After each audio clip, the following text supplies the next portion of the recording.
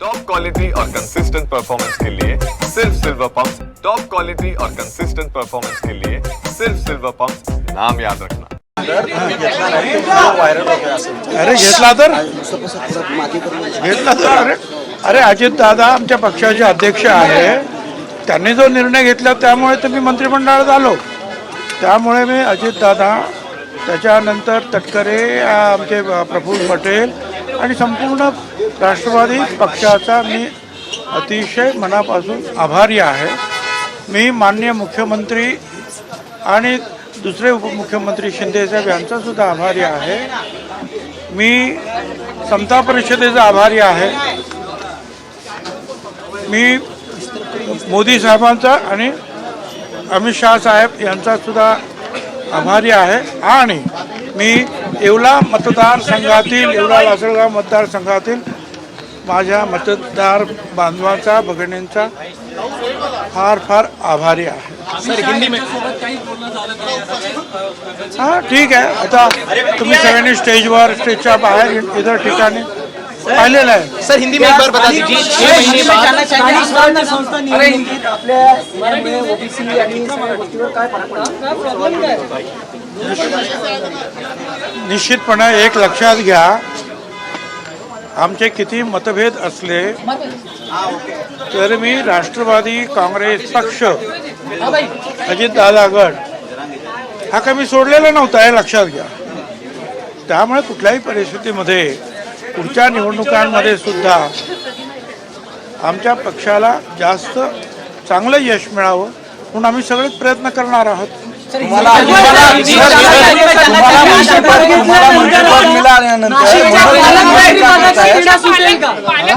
नाशिकच्या पालकमंत्रीपदाचा तिढा सुटेल का? तुम्ही आता मंत्रिपदाची शपथ घेतली, हे पहा, मंत्रिपद त्याची शपथ देणं, मंत्रिमंडळात घेणं, खातं देणं, आणखीन काही जबाबदारी देणं ही सर्वस्वी मुख्यमंत्री आणि मग उपमुख्यमंत्र्यांच्या सल्ल्याने हे सगळे निर्णय घेतले जातात।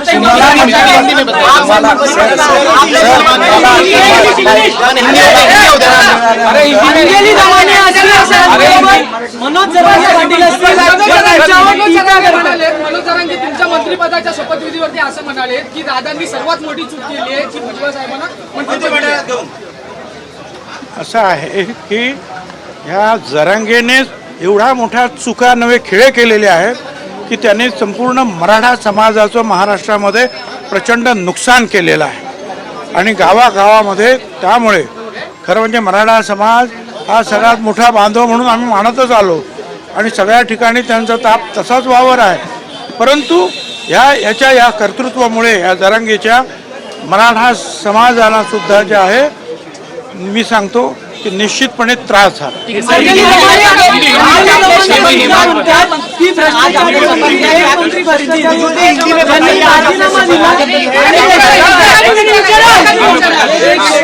हिंदी में बताइए, हिंदी में क्या हो गया बताइए।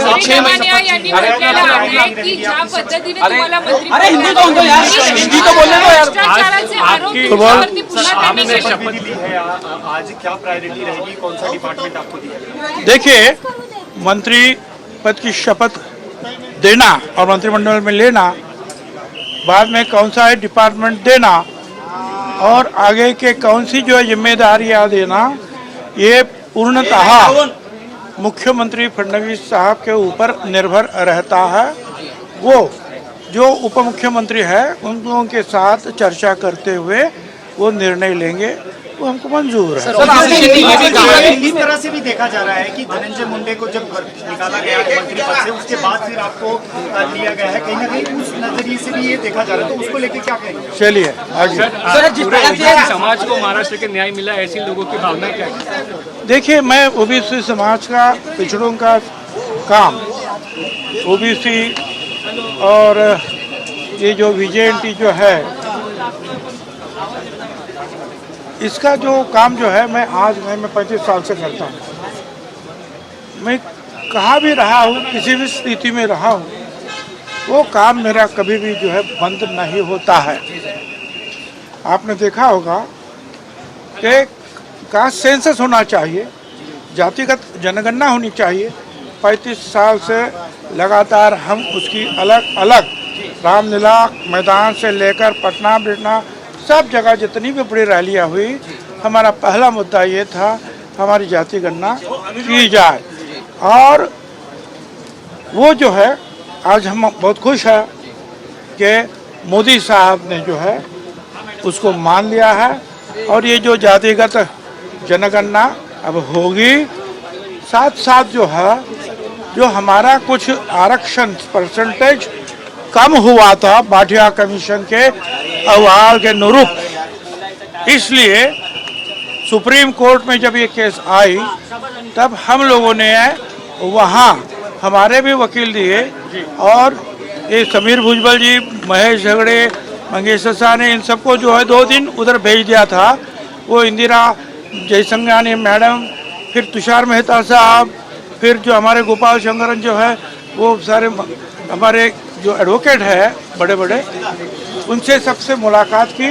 और जब ये सवाल आगे आया तो हमने ये बात रखी कि हमको अपना गया हुआ जो भी परसेंटेज है उस परसेंटेज ओबीसी का फिर से मिलना चाहिए। जो है हमारे न्यायमूर्ति महोदय साहब ने सबको पूछा, बोलिए इसके ऊपर कोई बोलना है कुछ, और सभी ने जो है हमारे कहने के ऊपर जो है सहमति दी और फिर ये निर्णय हुआ कि हमको पहले जैसा आरक्षण ओबीसी को महाराष्ट्र में मिलेगा।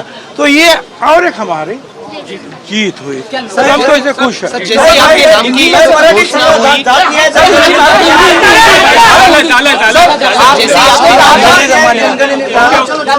बाकीच्या गोष्टीवर काय